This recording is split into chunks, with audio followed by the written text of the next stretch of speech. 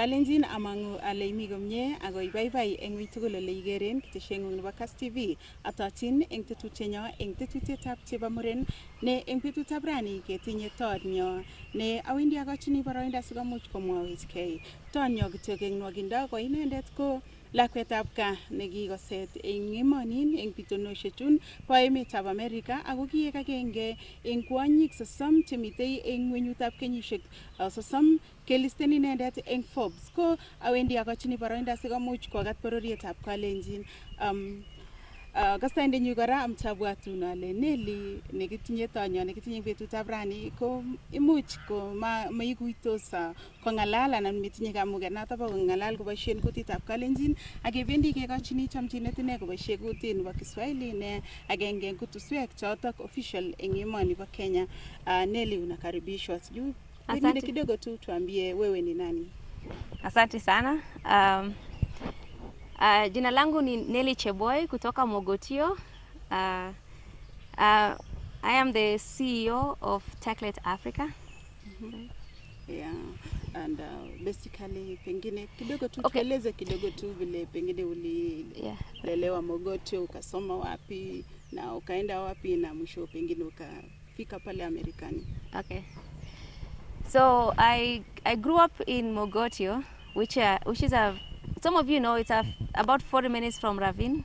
And I come from a single parented home. So I have 4 sisters and my mom. And I grew up watching my mom work really hard to put us through school. So she used to do, alikuwa anauza kibanda, alikuwa anafanya uchuruzi, alikuwa anaenda Nakuru anauza sukuma wiki. And so for me, I was very inspired seeing how hard my mom worked, even though aliachia class 6, like she couldn't afford to finish school and stuff like that. And so the house we grew up in, it was not safe at all. Like it was ikinyesha tu, mvua tu inajaa, kwa tunasimama. And so I wanted my mom to retire. I really wanted her I wanted to make her proud. I really wanted her to stop working so hard. And so for me, I made my promise to myself. I said, like, I am gonna get you to retire. And I used to sing her this song. Mkono wangu mdogo we, hawezi kufanya kazi. Ikikuwa mkubwa we, nitakusaidia. Utapumzika. Mom, this is me singing to you on Kass TV. And so so I worked really hard in school. We didn't have electricity, we didn't have maftata. So I used to go to a veranda and study. And I was one of the top girls in Kweba Tech district. So I got a 390, which is like really good for Mogotio Primary. And then I went to Mary Hill Girls. When I went to Mary Hill Girls, tulikuwa tuna shida tu ya fees. I was constantly sent home to go collect tuition. And so Mary Hill Girls iko Thika, and it is about 4 hours away. And so every time I'm sent home, I'll have to like try to call home and get them to send me transportation so I can get back to school. And so every time I was going back home, I'll bring my books with me so I can study. And then niko kwa kibanda nikiuza uji na soma. And I still graduated out of Mary Hill Girls getting an A. So I got an A of 82 points. I got an A in everything. And then from there, life became easier. Then I went to America. Mm-hmm. Yeah. Kidogo tu pengine uliwezaje kufika pale Amerikani? Umetuambia umetoka Mogotio. Pale mamako alikuwa na struggle, or she used to struggle so hard to keep you in school, struggle to put food on the table. Ulifikaje huko? So I am my mother's daughter. So if some of you watching and you know her, you know how she's just like, she's very good at selling, she's very good at marketing. Right? And so even when I got a 390, I used to tell everyone, Mini Nelly, nipata 390, naenda Mary Hill Girls. When I went to Mary Hill Girls, I was like, Mimi ni Nelly, naenda Mary Hill Girls, iko Thika. When I got an A, I was like, Mimi ni Nelly, nimepata A, right? And so I just kept doing that. Every chance I get, and my sisters used to make fun of me. They're like, did you tell them about Mary Hill? And so I used to tell them, and then the word got out there. Even some of you who know me, you see me on LinkedIn and you see how I just keep marketing because you have to build a brand. And so the word got there, and then one of the people from the village, her name is Mrs. Shivega, heard about it. And then she told me, you know what? There's this program called Zawadi Africa. And Zawadi Africa take women who have gotten an A or an A minus, and they help them apply to scholarships in the US. And then so I went and applied to Techlit Africa. I got in. I spent 1 year in Nairobi, just like getting prepared to go to America, because it's a different, so you have to do like a different exam. They want you to do SATs. So I was doing SATs, and so from Techlit Africa is when I got a scholarship. Yeah.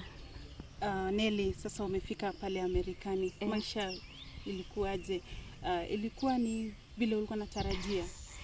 I think just a little bit of a backstory. When I was growing up in Mogotio, mi siku travel sana. Mi nilikuwa tu mtu wa nyumbani, like mi niko tu Mogotio, like that's the area I know. Najua Makongeni hapo, najua like, but in terms of kwenda Nakuru, kwenda Nairobi, I did not know. So me, I was super aware of the poverty we had at home, because I saw how my mom was struggling. Sometimes I'll have to help raise my sister. So sometimes we'll have to like go na kukua chakula kwa takataka, or we'll try to just like go visit people during lunchtime so they can give us food, right? So I used to say, and I imagine, like, are all the kids like that? Do each kid in the world have to worry about it? So what I used to do is I used to live my life through textbooks. Nitaangalia tu vitabu. I'll look at textbooks and imagine what it would look like. I remember specifically there's this science book ya class 6.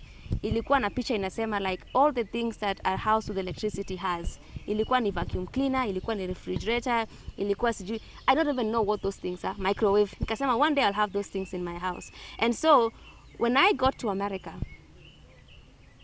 I knew that life is not like this everywhere. That not every kid in the world has to worry about food. Not every kid in the world has to go to school barefoot. Not every kid in the world has to choose uniform or supper.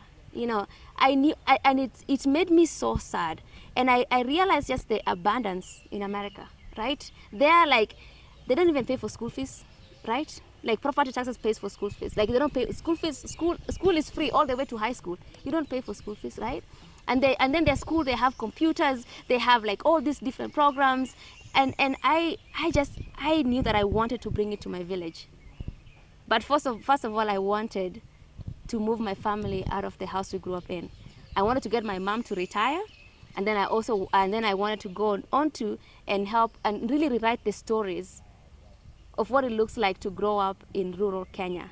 I was like, rural kids deserve the best. And I was like, what can I bring? And I just really wanted to bring everything to them. Yeah. Pengine ulihisi kuleta Amerikani pale Mogotio. Yes, that's the thing. I wanted to bring America to them. I wanted to bring the world to them. Yeah. Na umesema ulitaka kuleta pale Amerikani pale Mogotio. Sijui ni hatua gani ambayo uliweza kuchukua? So kitu ya kwanza ilikuwa nafaa nifanye, ilikuwa niamishe mother yangu na familia yangu. So madada zangu watatu and my mom. They needed to move out of that house, because that house, as I described earlier, it was not safe. It was not, we were not even taking pictures. We were so embarrassed. We were not even having guests, right?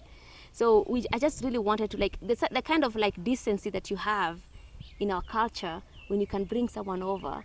Unamwekea chai, anaona uko na TV hapo, uko na sofa set kali hapo, like that kind of decency, that kind of pride and dignity that you get when you have a nice home. I really wanted to give that to my family. And so immediately when I got to America, I just got a job. So America, when you're a student, you can work as a student. They give you a maximum. You can only work 20 hours a week because you're a student, and then they pay you per hour. They pay you 800 shillings. It sounds like a lot of money, but then like when you pay taxes, when you pay for your phone bill, when you pay for food, you don't have really much. And so for me, I was getting paid like 40,000 a month as a student. The work I used to do ilikuwa ni kuosha choo. So like in the morning naamka 6, Saturday naosha choo kuanzia 6 paka noon. And then Sunday, the same thing. That I already get 10 hours from that. And then during the week, I do like 1 hour here in the cafeteria, 1 hour there. And then as a result, I have my 20 hours. And so I saved up that money, like I try to have the bare expenses so I can save as much money as I can. And then so I went to America August 2012. Around like April 2013, I already bought a plot of land. Plot 2, ilikuwa 70K. So the plan, ilikuwa nijengee mother yangu nyumba. Nikaona like if it took me like that long to even just get 70K, na kujenga nyumba ni expensive. I didn't want them to live there anymore. I was like, no, I have to. So I decided to work again. So now this time it was summer. In summer you can work 40 hours a week. And then so now instead of making 40K, you're making 80K. And so everyone during the summer kila mtu ameenda kwao.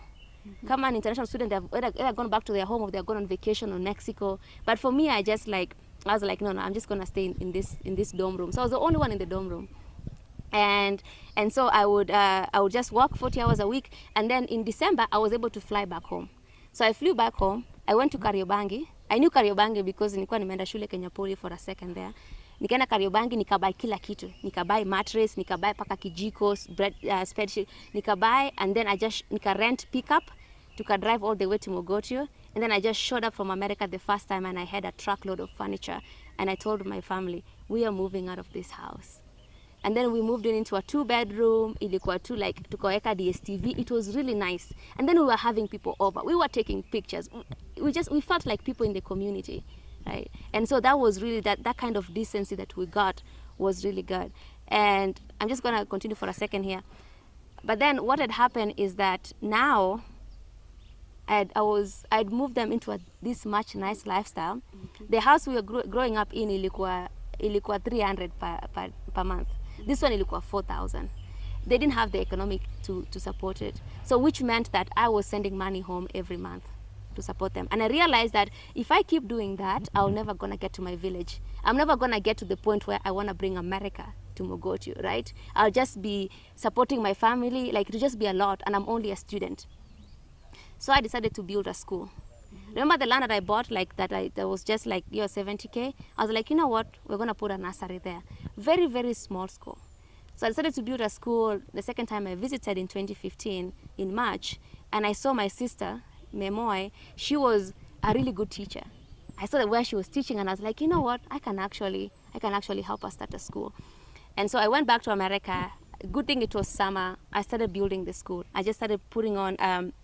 I started building the classroom. I would work, I would like, so my sister Chumba, the second one, is just at home doing construction. And then anipigia jioni, masaa zimefika, this is how much mafundi wanataka. And then I send money home. And so in 2015, the school was ready at the end of 2015.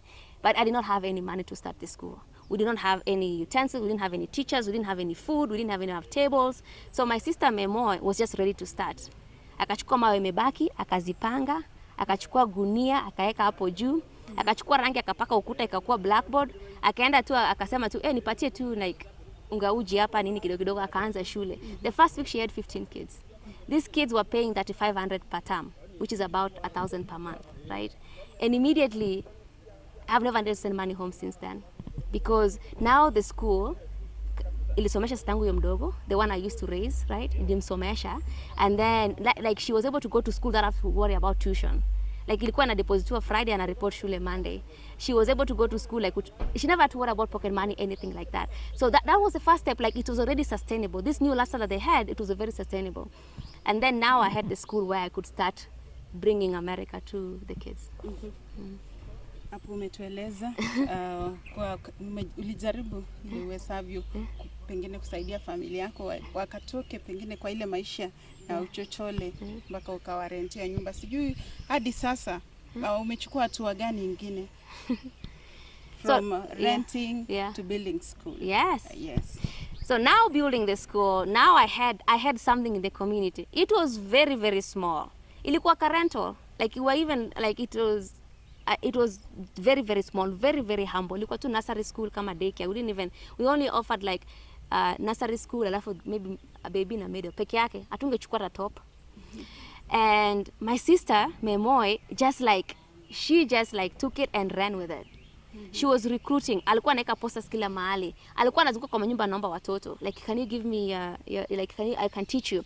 And then she's just so so nurturing. So the way she would talk to the parents, the way she would talk to the kids felt like people. The kids felt like they were so happy to come to school, right? Even though it was a very small establishment, there was just this sense of pride. And then something else that I swore is that even if it's a private school, it belongs to the community. Because when I was growing up, I wanted to go to another private school in Mogotio. This private school was really good. Ilikuwa na kibembeo, ilikuwa na slide, walikuwa na gate, walikuwa na fence ya kayafa. And I just you know what? I want to go to this school. And then I asked someone like, how much do you pay? And they told me 30,000. I didn't even bother bringing up to my mom. Nikanyamazia tu. So what I used to do, ikifika time ya tuition, the school was offering tuition. Ikifika time ya tuition, I go into the tuition because let other kids come in. I go into the tuition and then I stay there until waulize fees, and then I just never come back until next term, hoping that we'll have a different bazaar, hoping we'll have a different teacher. And that's how I got to experience that private school. They will not let poor kids in, you know. It was very gated. If you don't belong, it was very clear that if you don't belong there.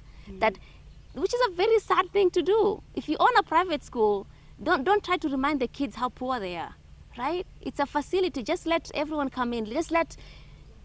So for me, I think it kind of reinforced the idea that you're poor. You can't afford these nice things, right?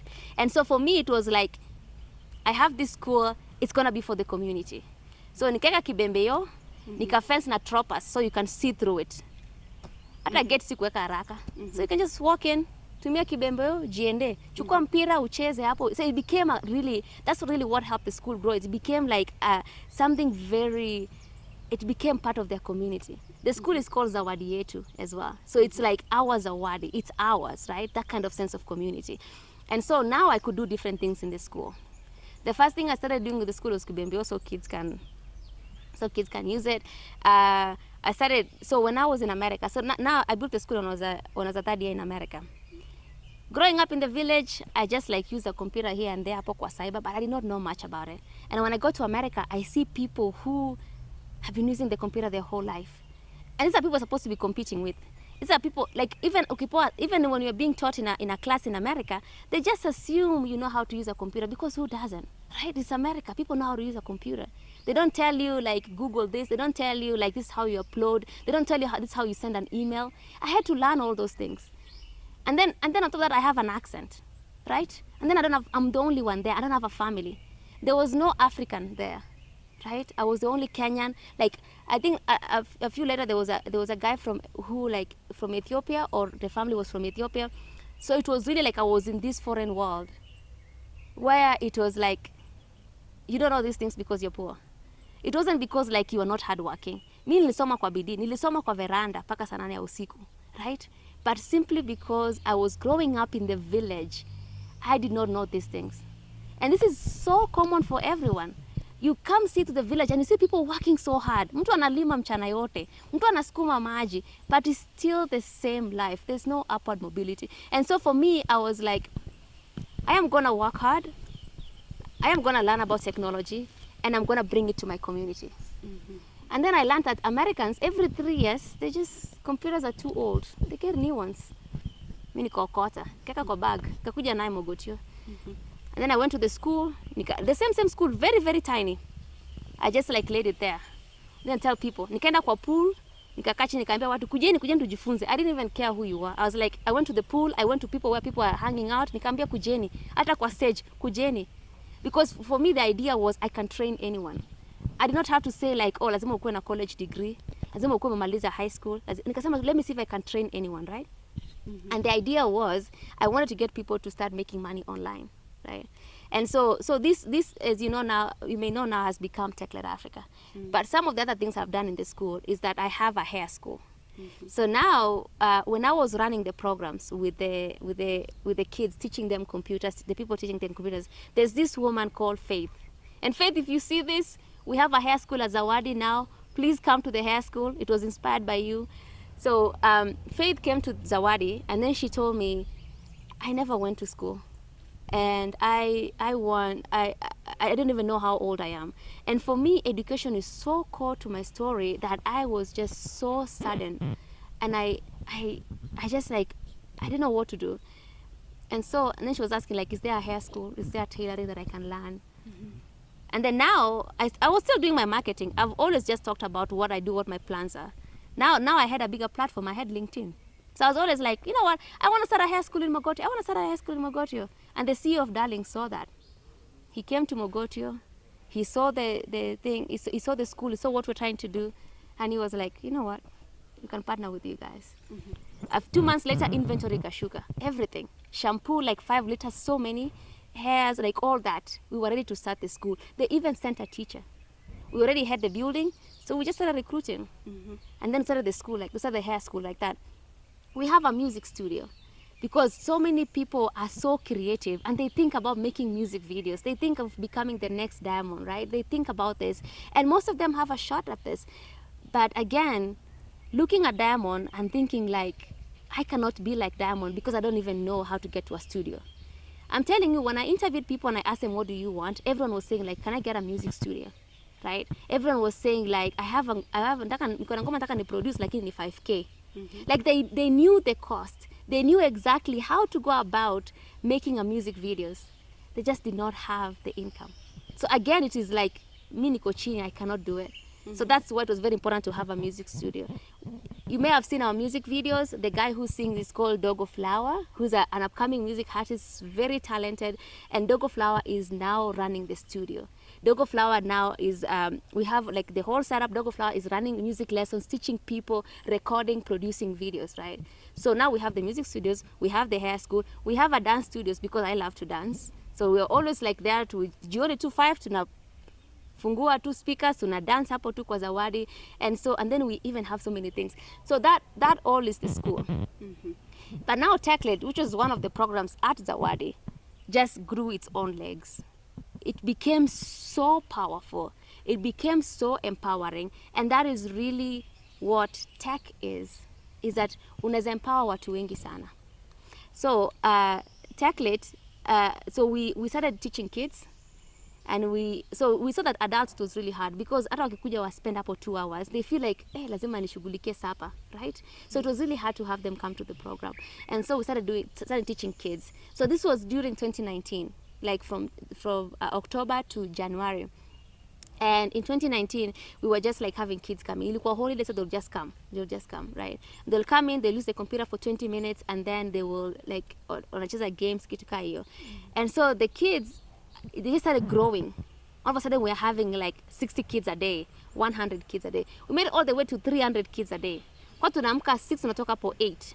Ikafika point like we could not take any more kids. It's like, this is very small. We were so tired. It was just me and my co-founder, Tyler. And so, but then it became really clear to us that people who were constantly coming were boys, because girls had to worry about kusaidia madhe hapo kuuza nyanya, kusaidia hapo kuchunga mtoto. But the boys were free, like they could just come to the computer lab. So we noticed that to ensure equal access, we needed to go to schools. So we went to America. This time we were like, this whole time we were working with like 12,000 kids. This whole time we were using 16 computers. So we had to like go 20 minutes each, 20 minutes each, 20 minutes each. We went back to America, and we wanted to bring it to schools, because in schools unapata wasichana upate vijana, right? Like hata kama unauza nyanya kwa sokoni, you'll only like do it on Fridays and Saturdays and Sunday. Like lazima, like Kenyans are very good with education. They want to educate all their girls. All girls and boys go to school, which is really good. And so we started to go to school. And then the pandemic happened, the school shut down, and then we waited. And so in 2021, when the schools opened, we already had a plan. So we partnered with my first school, the school I went to, Mogotio Primary. That was the first school we partnered with.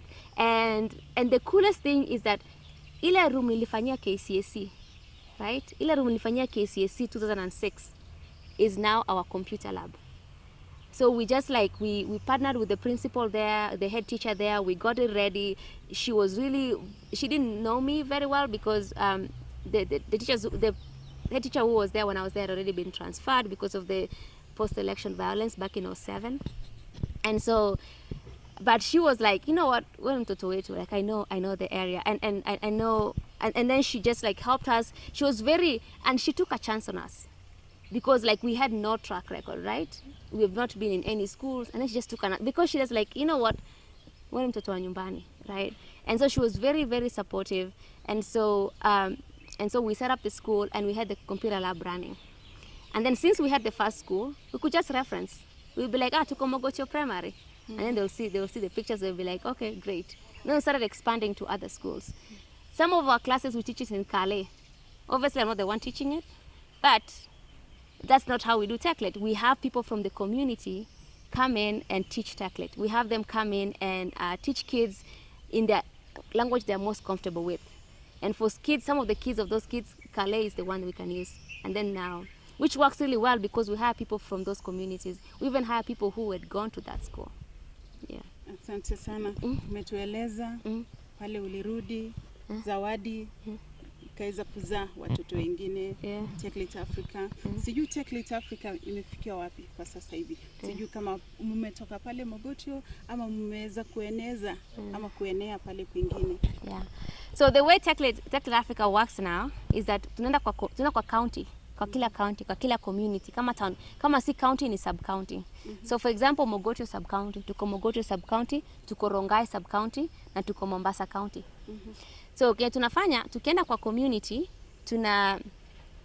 tunachukua so we tunatafuta shule, tunaongea na shule, tunaongea kuhusu program and then so most of the schools they wanna have us.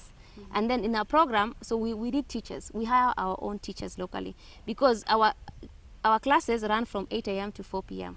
Sometimes we use like so we need like someone who, it's a lot of work anyway, right? And so we hire our own teachers, we train them, and so and then these teachers are teaching. And then we have two kinds of teachers. We have school leads who are staying in the school every single day, and then we have specialists. So specialists are the people ambaye like they are so good at one thing. Like we have one specialist, his name is Alan Kibrono, and he actually has his own he has his own like media company. He's starting his own media company, which is really cool. So Alan Kibrono is a video production specialist. So Alan, and then we have another guy, his name is Ismail Mohal. Ismail Mohal used to work for NTV. So he's a producer. He's the one who's producing our music video. So when we're thinking about doing video production specialists, so ile like you are the one who are good at this, you're going to teach the kids. And your job is to see all the Techlit kids, right? We thought like, hey, you know what? Moha is a producer from NTV. Moha can teach video production, right? And then we can say maybe Alan can learn. Alan alisikia tu kidogo tu hivi. Alan went on, akatafuta laptop yake, akadownload, akajifunza video production. Watch YouTube tutorials, akajifunza. The first day we were teaching video production specialists, Alan was the one teaching it. Moha didn't even have to do it. So yeah, akajifunza kuwa producer. And then like when you see his class, he's always like, today I'm teaching you how to become a producer. Mumeona video ya Diamond? The kids are like, yes. Okay. Kunda video kama ya Diamond ni 5 million. Sijui kama ni ukweli. But anachanganya tu watoto. Mumeona video ya Dogo? And they're like, yeah. Judogo ni mdogo, yake ni 35K. Who wants to be a producer today? And all the kids are like, oh my God, I'm going to be a producer, right? And they're learning how to cut videos, they're learning how to edit videos, they're learning how to do these things. And so Alan has inspired the kids, right? So now the kids feel like they have more career options. Instead of just being a teacher or a lawyer, like the things that you see in the world, now they know what a video production is. And then we have Dogo, who's a very talented music artist. Like they see them in the music videos. Dogo can just like sing, like you think that his songs are auto-tuned, but it's not, right? You can see them in the music videos that we have. He's the one that is running the music studio, right? The one that is training the community on music studio. So who's a better person to teach kids about audio production than Dogo? So Dogo now is the other specialist, and Dogo is teaching you know, LMMS, which is like another audio production. Kids are learning how to become artists, and they're so inspired because they're like, you know what, I can be like Dogo. And so what we are seeing is that we are seeing kids. Some kids are like, you know what, I'm gonna be a producer. Some of them, I wanna be an artist. And so now with that kind of setup, we can expand to different sub counties. But each sub-county needs to have at least 10 schools because there's a lot involved. There's a lot of teachers involved, each teacher per school, and then we have each specialist per school. So there's a lot involved.